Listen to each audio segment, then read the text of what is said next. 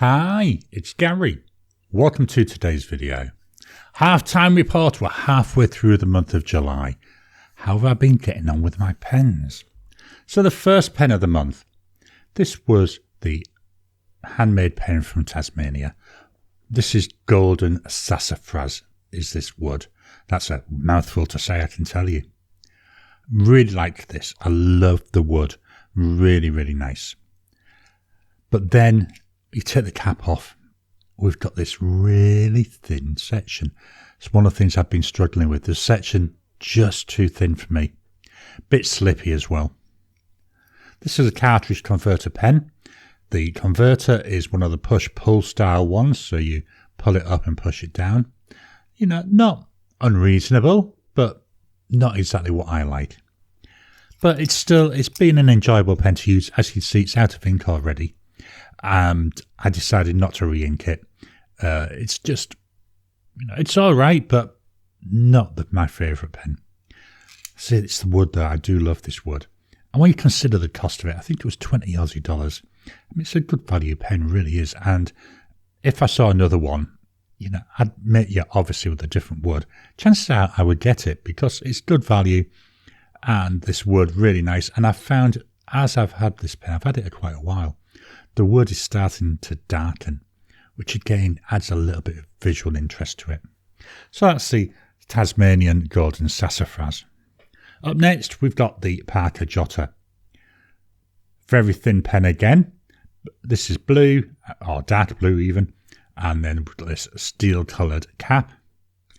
The nib isn't the nib it came with, as I said when we did the start of the month. It's a Kaweco nib. It's a double broad nib. Really nice, puts down a beautiful line. Cartridge converter again. There we go. Hold it up so it's actually in the camera. Still got ink in this, even though it's a double broad. The ink seems to have been lasting quite well.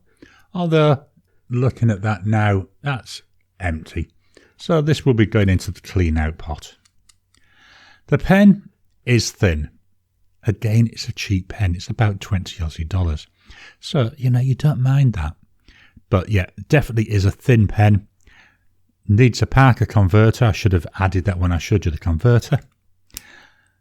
Enjoyable pen to use. Really enjoyed this. It's been one of the ones which I think, it may not be the winning pen, but certainly it's going to be up there in the top 3.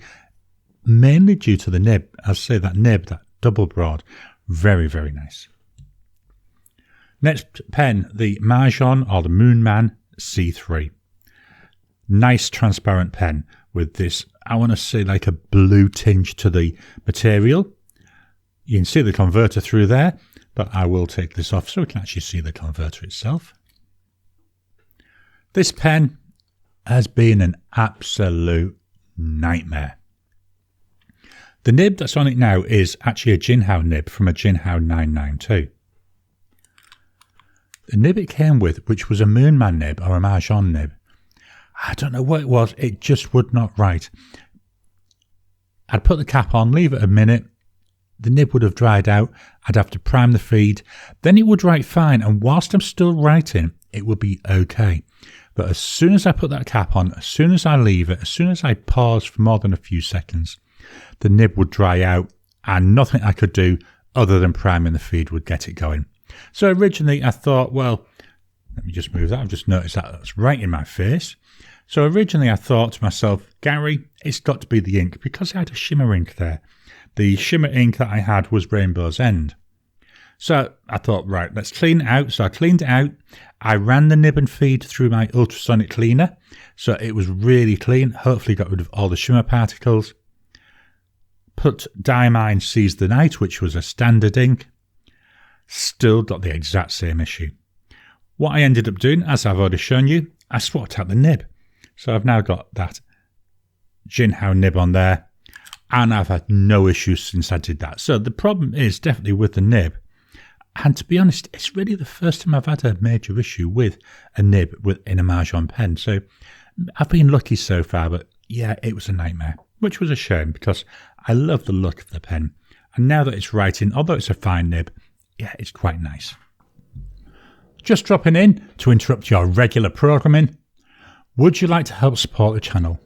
If so, please consider joining as a member. As a member, you'll get early access to my videos. I normally upload them a couple of days before they go out, and as soon as they're uploaded, they'll be released to members. There'll also be a shout out at the end of the videos, and then as we get the members coming in, we'll actually chat among ourselves and work out what other perks, what other things you'd like me to add in. You know, would you like maybe a monthly live chat just for members? All down to us. So please, if you can, consider joining the channel. A link will be in the description down below. Well, my fourth pen, HongDian, the Light of Hope. Love the name of this pen. Love the colour, this blue colour. And the blue colour goes all the way through, even into the nib, which I think is really nice. It really pulls the whole thing together. Another cartridge converting pen. There we go. Another one that's out of ink. Oh no, maybe not. There's a little bit of ink left in there. I might get another day out of it. It's another thin pen. There we go. Very, very thin to use. Very light feeling. Although it's I think it's an aluminium body. Oops. Try and put it on the right way. That does help, doesn't it? It's an enjoyable pen. It's part of the Black Forest series, so there are a number of other versions of this that are in different colours. There's now a max version as well, which is a little bit bigger. I've yet to get one of those, so I can't really say if it improves on the feel in the hand, if it improves on the size there in the section. But from what I've seen, from a couple of reviews I've seen, I think it might do. But I can't 100% say that. So that's the HongDian, the Light of Hope. Up next, a Kaweco Sport. This is in the beautiful green colour. I do like my green pens. Very nice. Plastic pen, very light feeling. It's a pocket pen. So there we go. Very short, but once you post it, very nice to use. Another one where it's a converter. Normally I would use cartridges in this, but I did buy the converter as well. The converter doesn't hold a lot of ink, so what I would normally do is refill a cartridge. But I thought, yeah, let's give this a try. I don't mind moving it because the ink's empty. Hasn't been cleaned out though. I love the nib on this. It's a broad nib. So there's the nib. It's that gold colour one. It's an enjoyable pen to use. Very light. Brilliant pen. I just chuck it in my pocket. Take it virtually everywhere I go. Writes really well. And it's a consistent writer as well. So I know when I take the cap off, it's going to work. So that's the Kaweco Sport. The final pen. This is the Shaer Prelude. Or Prelude. I'm never sure how to pronounce it. Beautiful black coloured pen with this gorgeous gold trim. The cap, it pulls off. I keep wanting to twist it. Here we've got a Scheffer nib. And this Scheffer nib has been ground down to a medium cursive italic. Very, very nice. This one uses its own converter. So this is a Scheffer converter. Very hard to actually see through this material, but it looks like there's still plenty of ink left in there. The section has got a little bit of a cutout for your fingers, and there's a little bit of ribbon on there. Hopefully, not sure if that'll come over on the camera. In the hand, I hold mine pens down low. Actually feels not too bad, not too thin, not too wide. Could do with being a little bit wider, but it's comfortable. Nice size and posted. I say this nib, the nib is what makes this. I love the line this puts down. It's got that thick line going down and then a thinner line going across, a bit like a stub nib.